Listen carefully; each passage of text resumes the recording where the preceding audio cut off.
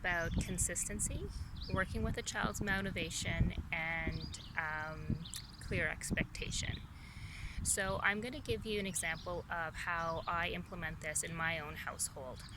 What I generally share with you guys is something that I often do with my own children if it applies. So the other night my son had soccer practice and he's highly motivated to go to soccer and he's very passionate about it. The expectation is for him to finish his dinner before he can go and get ready for soccer, or before we'll even leave for soccer. So with the first then strategy is always applied. So first you need to eat dinner and then we'll go to soccer. There is a clear expectation. The motivation is my son wanting to be either early or at least on time for soccer. My son was not eating his dinner as quickly as he should have been in order to get to soccer on time, even though there was ample amount of time for him to do so.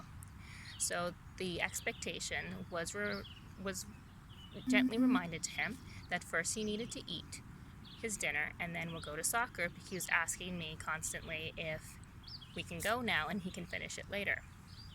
So the expectations were just repeated, and advising him that eating dinner later was not an option. So my son became a little bit upset, and that's okay.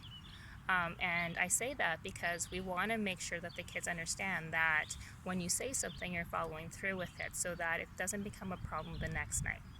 So my son did end up finishing his meal, and he ended up getting to soccer just on time, but he was upset the whole car ride. Now, rather than pushing the matter in the car ride, I let him have his moment.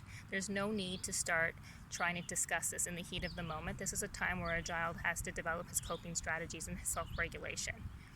After his soccer on the ride home, he apologized to me on his own and said, "Sorry for not being so nice."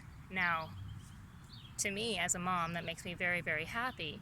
But what that hard lesson was is that you need to have your dinner in order to get what you want afterwards. By having clear expectations, working with a child's motivation, and being consistent as such, it just creates that understanding for the next time, so that when we sit down for dinner, he knows that he needs to eat before he can go to soccer, so that it doesn't become something that is going to develop into a struggle or a challenge over time. I hope you enjoy this example. I look forward to sharing more with you. And for now, have a great day.